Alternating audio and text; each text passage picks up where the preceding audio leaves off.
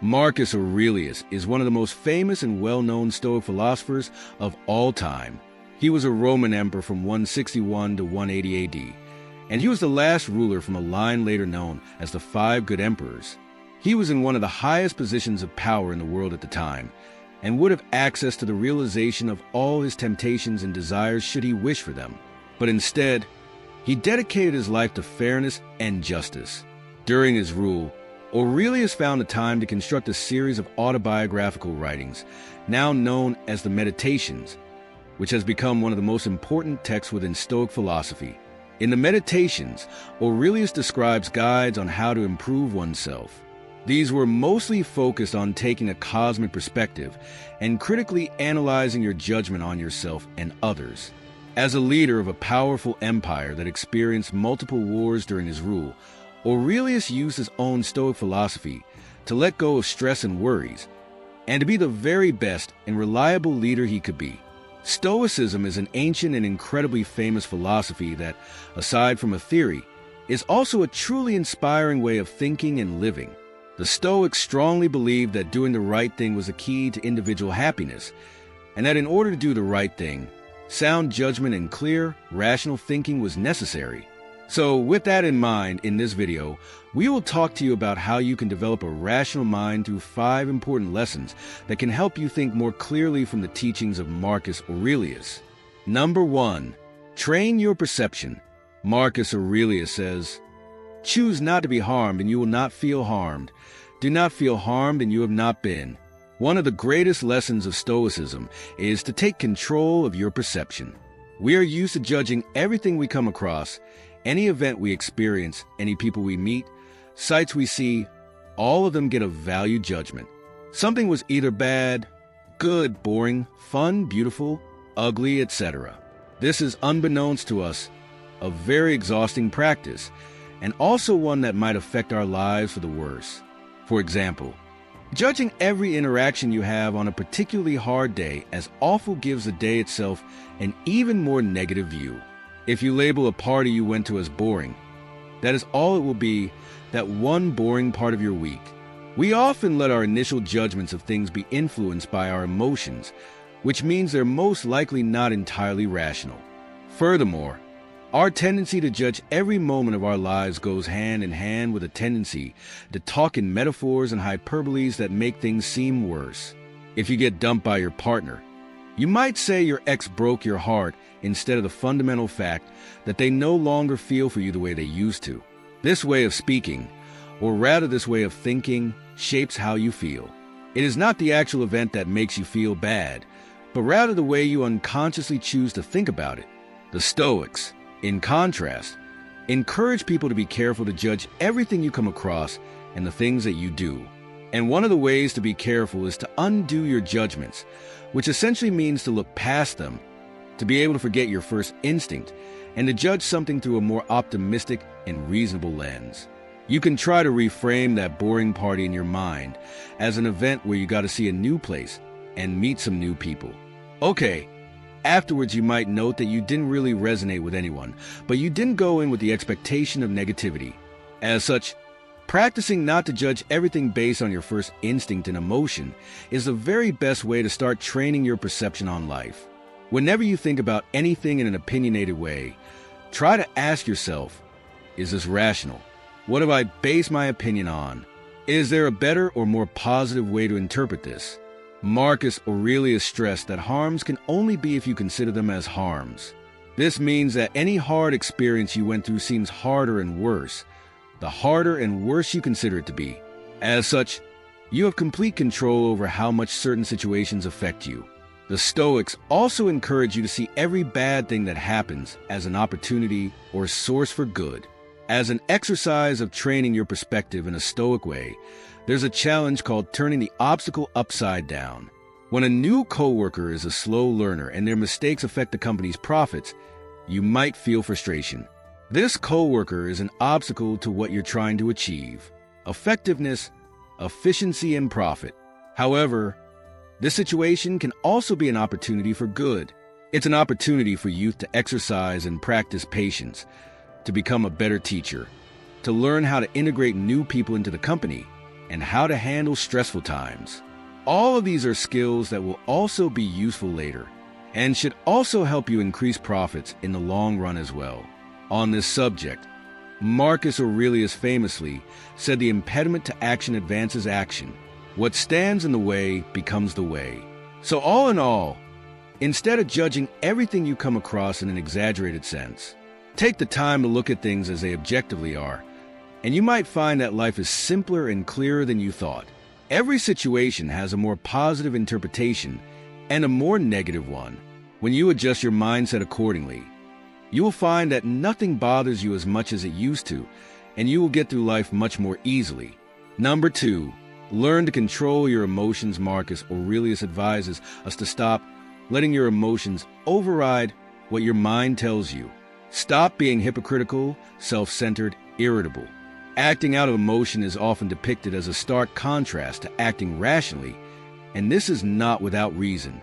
There is nothing that clouds our judgment more than our own emotions can, so if you want to think clearly at all times, one of the most important skills to master is the ability to control your emotions. According to Marcus Aurelius, the emotion of anger in particular does us more harm than good.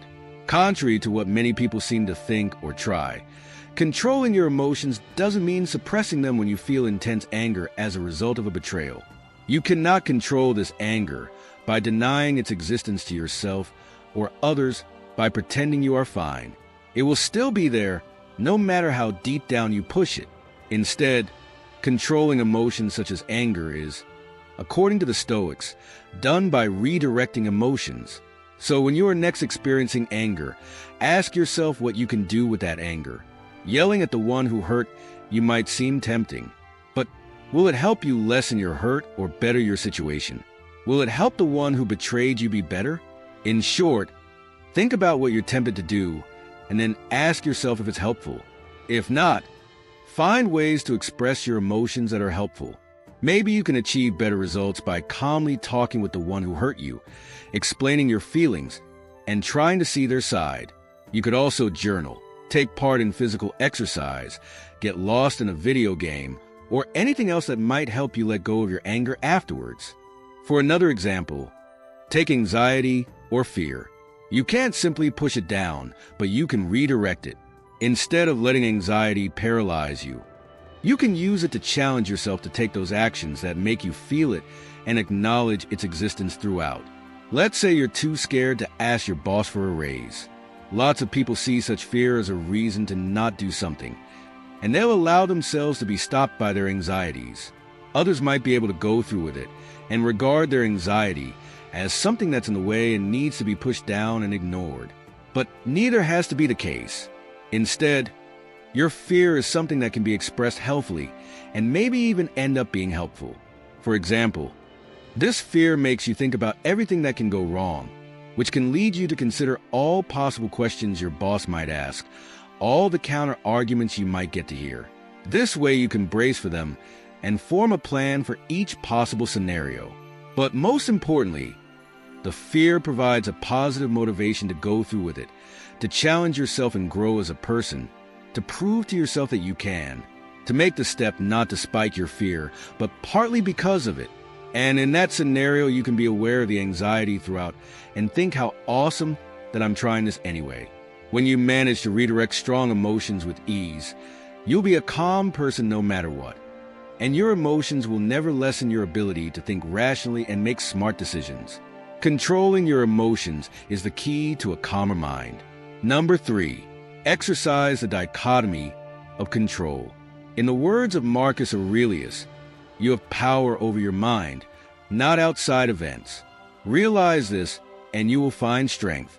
The dichotomy of control is the distinction between what we can control and what we can't. For example, the weather, traffic issues, or what people think about you are all outside of your control. But how you dress, at what time you leave, and the kind of people you surround yourself with, that you can control. So, whenever you face a situation that makes you feel a certain way, ask yourself, what can I control? Whatever you can control is a reason to act. Whatever you cannot control, you should learn to accept and embrace without letting it affect you.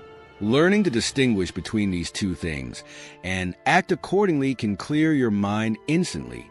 A very important part of the dichotomy of control is a more fatty, or translated love for fate. When you embrace life and all the circumstances it brings you, you will always love life. You cannot escape fate or decide circumstances that are out of your control, but you can choose to love your life no matter what. If you find yourself rejected for a job you've wanted for years, you might think there's no redemption in such a situation. You wanted the job, tried, and failed. You couldn't possibly pretend to love fate in a circumstance like this. However, this is a misunderstanding. Instead of viewing the fact you did not fulfill your ambition purely as a negative, investigate what led to the negative result and use it to make a positive move. Either the reason you did not get the job was a failure on your part, in which case this is something you can control. You can work on those failings and try again when a similar opportunity appears in the future, or the reason was an external factor like nepotism or a personality clash with a member of the hiring staff. This was never in your control, meaning the opportunity never truly existed. And there is no point getting upset over something that has never existed. One part of accepting fate is distancing yourself from a fixed outcome and from external markers of success. If you want to be a writer, for example, and measure your success by the amount of sales your book makes, then you will let your success be controlled by the arbitrary book market of the time.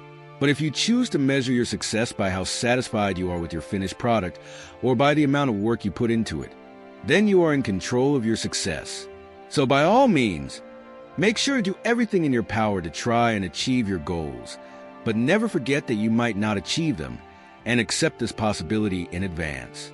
If we occupy ourselves only with what is in our control and vow to accept everything that is not the exact way it comes, then one will find themselves being calm, whatever happens.